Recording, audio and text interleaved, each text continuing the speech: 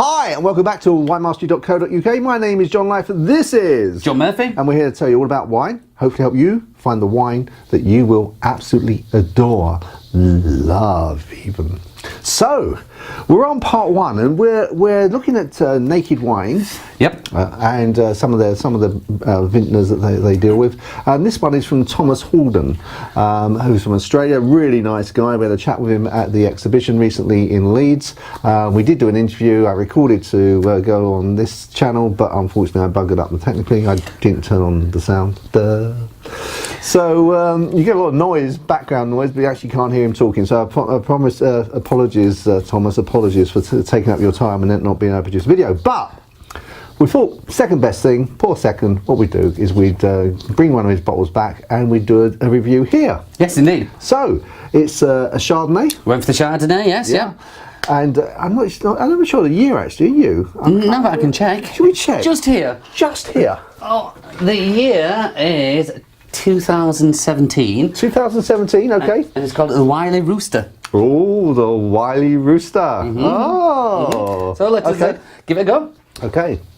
Now, I mean, obviously, obviously, if we do put it on, you won't be able to hear a lot about what he was saying. But the guy, Tom, was very, very knowledgeable. I enjoyed chatting to him immensely, and he was huge. I mean, that's got nothing to do with his winemaking skills, but if you do see on the video, but he was so passionate as well about, and he's a fairly youngish fella. Yeah, so he was born into a wine family, I believe. That's right. Yeah. So, but you know, when you do speak to these guys who are winemaking, the passion really comes through. You know, they love their product, but they have seen it. You know, from grape to glass, they oversee every little bit of it. And I can understand they probably love, you know, every bottle that goes out. Yeah. I think it'd be really nice to do that. But obviously, I'm a cheesemonger. But anyway, someone's got to be. Indeed. So his Chardonnay. Yeah. I think when we were discussing it with him, he did mention that he wanted to go back to the kind of good old-fashioned style of Chardonnay. You know, something we're not so much used to anymore in this country. The kind of bigger ones. Yeah. So let's give it a go and see how he. Smells nice. It does smell nice on those. For me, it's got that the stone fruits are in there, kind of peachiness, but almost a touch of like elderflower, very floral. Oh, yeah. I was just trying to think with that. It's like an overriding little note there.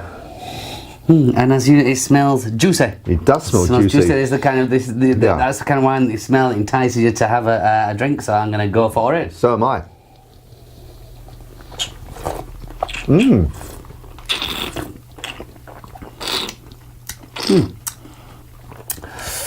think the first thing. Go on. That's very sophisticated for a Chardonnay.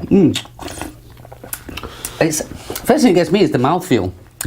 Really quite, you know, it's there. It's a big. That's not light and easy. It's got quite a lot going on there, but it's not like those big heavily oak Chardonnays. But it's got a lot of power about it. I mean, I don't know. Is this Seen Oak? Do we know? I don't know. I don't believe it is, but if it has, it's only a slight bit because it has got that true Chardonnay grape taste, which for me has almost like a touch of honeyed sweetness. You know, it doesn't have that dry edge in there. Then not cloying in any way though. No. Because the nice acidity in there again kind of cleans the palate. But it really hangs on in that. That stone fruit comes through.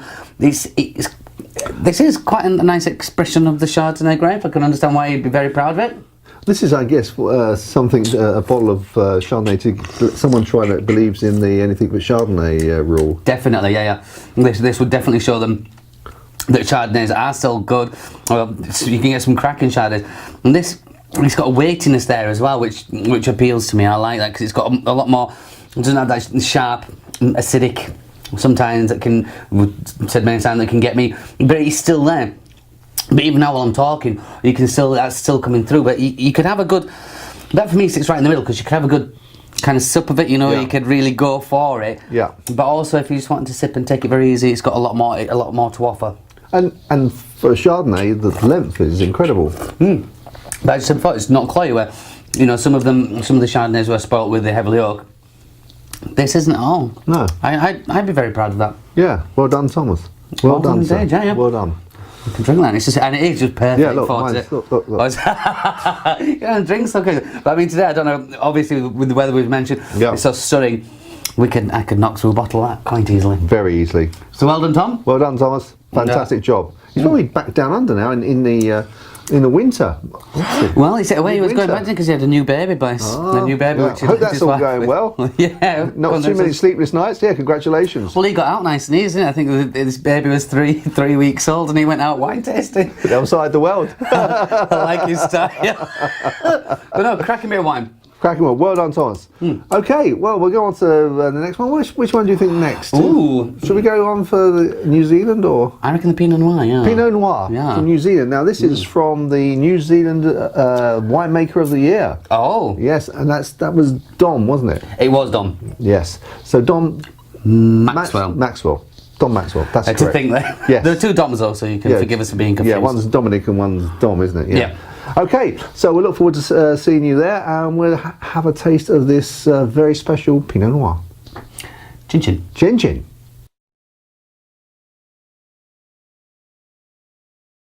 It's fantastic. So playing with my hands in the dirt every day, basically. So yeah. So, do you have a favourite wine? I'm very biased. I'm very biased. Obviously, it has to be from the Hunter Valley. Yeah. I'm the biggest fan of Hunter Valley Semillon that you probably can ever find. The minerality and purity of it is just an amazing experience. Followed very quickly by Hunter Valley Shiraz and also Chardonnay. I think the soils of the Hunter Valley and Australia are a very special part of the world, and it's a privilege to be able to play with them.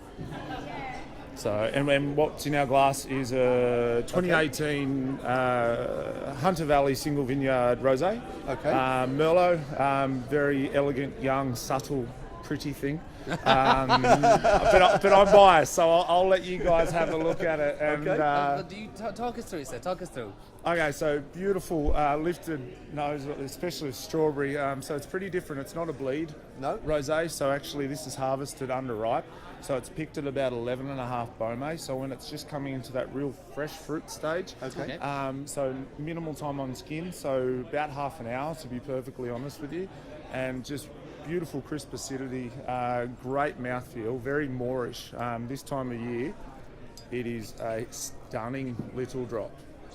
Okay. Oh, you already had it? I went straight for it, yeah, sorry. I can wait, sorry. No.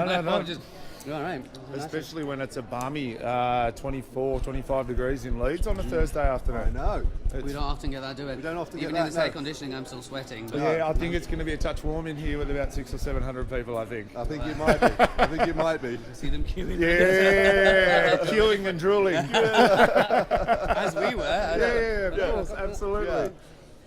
Oh, that's delicious.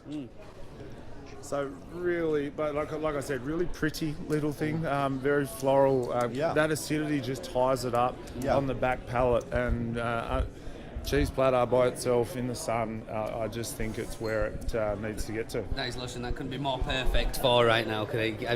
We've got lots more to try, but I could probably just carry on drinking that one all night.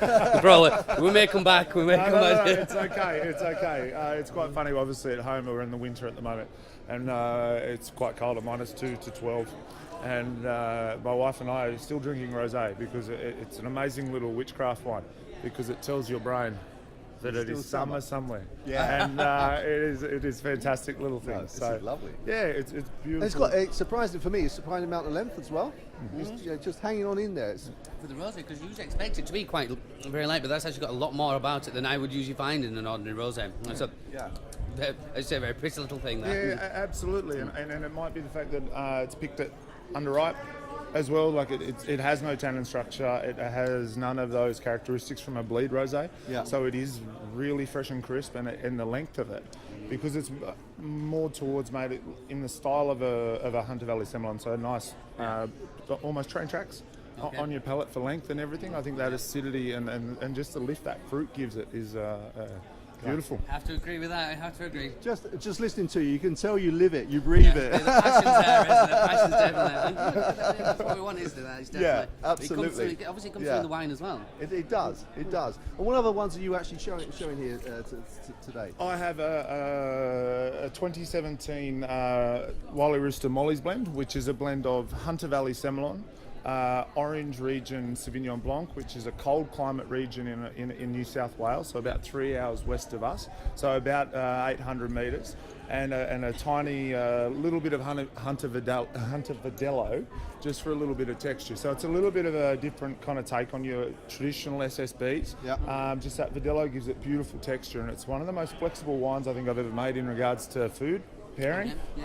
It doesn't matter if it's white or red, that texture just helps it bat both ways. So that's a beautiful young wine which is drinking amazingly at the moment as well. We do have a 2017 Chardonnay, very lightly oaked, trying to be a bit more approachable. Gone are the days, I think, of the Australian belting big over oaked Chardonnays. I think for me it's a very subtle white peach and stone fruit. And the oak is there, but it is very integrated, so it's saying hello, but it's not. Just a nice little edge to that then. Yeah, absolutely. And two 2016 reds have a Merlot and a Shiraz. Both very individual wines. Merlot's really nice, soft, round tannins, really upfront fruit, beautiful oak in it as well. And the Shiraz is, traditional Australian Shiraz, lots of upfront fruit, beautiful palate weight and length as well. So far so good. Wines are looking fantastic and going really well. Excellent. And how about this year? Do you think that's going to be good? 2018, it was an amazing year. So it was crazy, to be honest. Like we're currently in a pretty substantial drought at home, so we've had the driest ever rainfall from April to April ever recorded. So what that meant this year, harvest was early. Everything came on pretty well. Shorter ripening period, but the reds have got cracking structure. Like just the intensity on them is just amazing, and the whites are just showing utter purity. Which is amazing and surprising for a drought year. Natural acidity is just one of the most amazing things because traditionally in a drought year you kind of lose that. Okay. But this year for us it was beautiful. The only thing I can complain about is that it hasn't rained since the end of harvest. So okay, sounds like Leeds. Yeah, absolutely. Apart from today. Yeah, of course. Of course. So very lucky. Season was short and sharp. Beautiful. The reds in barrel are they're going to be beautiful years. Beautiful reds for years to come. And again, whites will be drinking well when they go to bottle. Fantastic. Beautiful. Well, we'll let you get on. No, guys. A lot of people coming through that door. No, thank you, gentlemen. No, thank you very much. Take care. Best of luck. Have a good show. You. Cheers. Absolutely. Thank you. See you guys. Bye. Thank you.